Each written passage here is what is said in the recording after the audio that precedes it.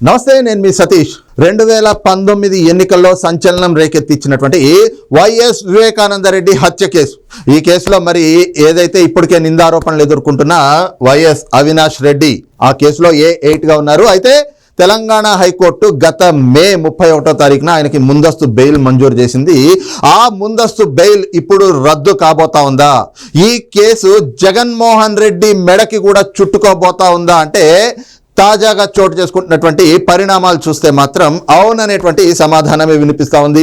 మరి ఏమిటి ఆ పరిణామాలు? ఏ విధంగా అంటే ఏ అంశంలో అవినాష్ రెడ్డి బెయిల్ రద్దు కాబోతా ఉంది, అలాగే అది జగన్మోహన్ రెడ్డికి ఏ విధంగా తన మెడకి చుట్టుకోబోతా ఉంది, అది జగన్మోహన్ రెడ్డికి ఏ స్థాయి నష్టాన్ని కూడా చేయబోతా ఉంది అనేటువంటిది ఒక్కసారి చూస్తే వాస్తవానికి 2019 మార్చి 14వ తారీఖున వైఎస్ వివేకానందరెడ్డి అతి క్రూరంగా అతి దారుణంగా హత్యకు కాబడ్డారు. ఇక ఆ కేసు అనేటువంటిది అంటే ఆ హత్య అనేటువంటి అంశం ఆ రోజున జగన్మోహన్ రెడ్డికి ఏ విధంగా ఉపకరించింది అందరికీ తెలిసిందే. ప్రధానంగా చూస్తే దానిపైన ఎన్నో అనుమానాలు, ముఖ్యంగా చూస్తే ఈ అంశాన్ని ప్రస్తావించుకుంటూ వస్తే కొన్ని గంటల కొద్దీ వీడియో చేయొచ్చు, కానీ క్లుప్తంగా చెప్పేటువంటి కారణం కూడా ఏమిటి అంటే చూసేటువంటి వాళ్ళకి కూడా ప్రతిదీ క్లుప్తంగా చెప్తే అర్థమయ్యే విధంగా ఉండాలి అని చెప్పి షార్ట్ చేసి చెప్తా ఉన్నాం. అయితే 2019 ఎన్నికల్లో కూడా మనం చూస్తే ఆ రోజున జగన్మోహన్ రెడ్డికి అంటే బాహ్య ప్రపంచానికి ఉదయం 6 గంటలకు తెలిస్తే జగన్మోహన్ రెడ్డికి మాత్రం 4 గంటలకే తెలిసింది.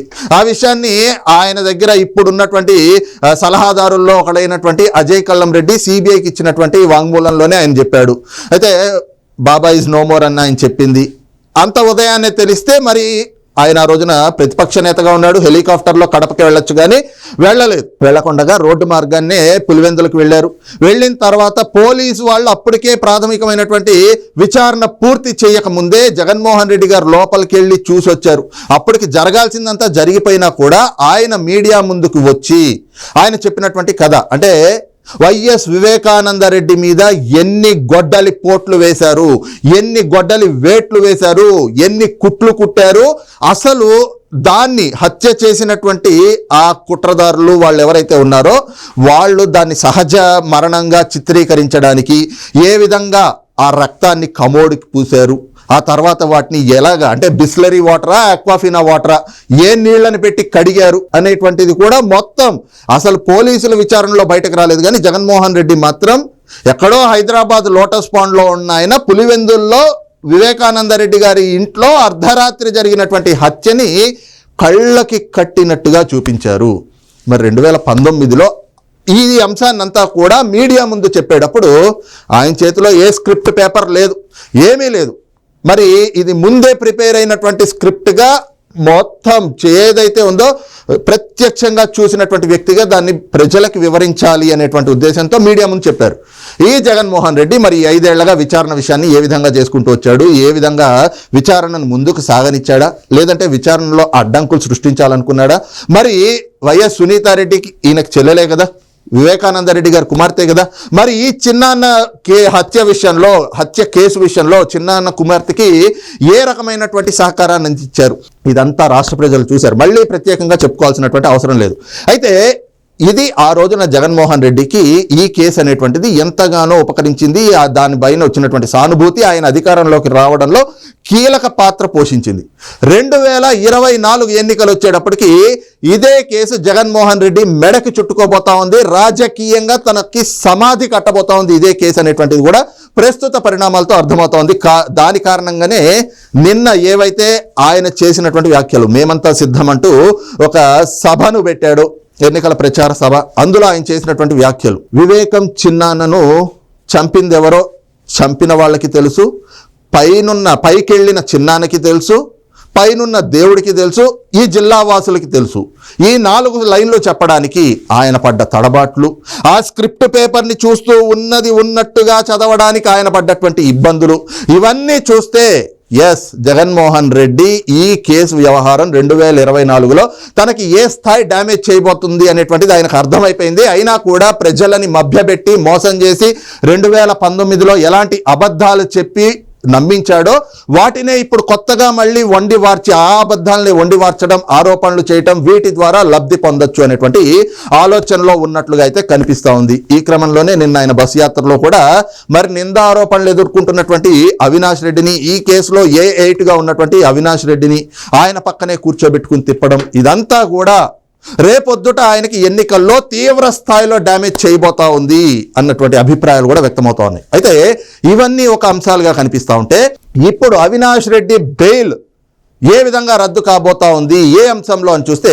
ప్రధానంగా వివేకానంద రెడ్డి గారి హత్య కేసు జరిగిన తర్వాత ఆ కేసులో మొట్టమొదటిగా అప్రూవర్గా మారినటువంటి వ్యక్తి, ఏకైక వ్యక్తి, అంటే ఇప్పటి వరకు అప్రూవర్గా మారింది అతను ఒక్కడే, దస్తగిరి.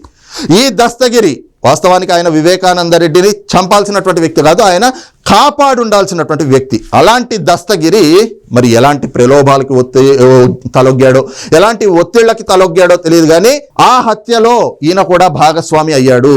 మరి ఆ తర్వాత దానిపైన ఆయనే ఎంతో రిపెంట్ అయినటువంటి నేపథ్యంలో తాను చేసినటువంటి తప్పుని సరిదిద్దుకోవాలి అని చెప్పి ఆయన అప్రూవర్గా మారాడు. ఆ క్రమంలోనే ఆయన అప్రూవర్గా మారిన తర్వాత సిబిఐ చేస్తున్నటువంటి విచారణలతోటి ఈ రోజున వైఎస్ భాస్కర్ రెడ్డి, సునీల్ యాదవ్, లేదంటే ఉదయ్, అలాగే దేవిరెడ్డి శివశంకర్ రెడ్డి, ఇంకా గంగిరెడ్డి, అలాగే అవినాష్ రెడ్డి పేరు కూడా కేసుల్లోకి వచ్చింది. A1 నుంచి A8గా వీళ్ళందరూ ఉంటూ వచ్చారు. వీళ్ళందరిపైన కూడా కేసులు నమోదైనాయి. అందులో కొంతమంది అరెస్ట్ అయ్యి ప్రస్తుతానికి జైల్లో ఉన్నారు, కొంతమంది జైలు జీవితం గడిపి బెయిల్ తెచ్చుకుని ఉన్నారు. అయితే అవినాష్ రెడ్డి ఏదైతే దస్తగిరి అప్రూవర్గా మారినప్పటి నుంచి కూడా ఏ విధంగా దస్తగిరిని వెంటాడుతూ ఉన్నారు, వేధిస్తూ ఉన్నారు, ఏ విధంగా తన ప్రాణాలకి ముప్పు వాటిల్లేలాగా ఆ హాని తలబెడతా ఉన్నారు, ఇవన్నీ చూస్తూ ఉన్నాం. కారణం ఏమిటి అంటే దస్తగిరి అప్రూవర్గా మారాడు.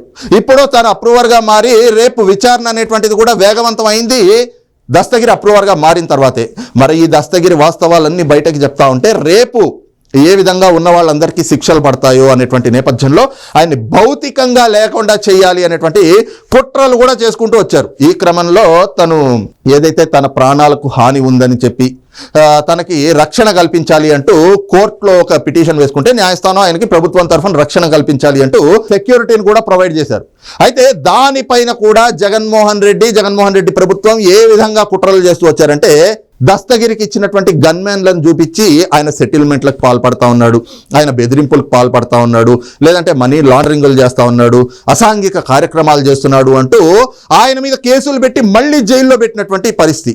ఈ క్రమంలో తాజాగా ఆయన జైల్లో పెట్టినటువంటి క్రమంలో ఒక వ్యక్తి ఆ జైలుకి వెళ్ళాడు. జైలుకి వెళ్ళిన వ్యక్తి కూడా మరి ఎవరో కాదు, ఈ A1 నుంచి A8గా ఉన్నటువంటి నిందితుల్లో ఒకళ్ళైనటువంటి దేవిరెడ్డి శివశంకర్ రెడ్డి కుమారుడు జైలుకు వెళ్ళడం. ఆయన ఒక డాక్టరు.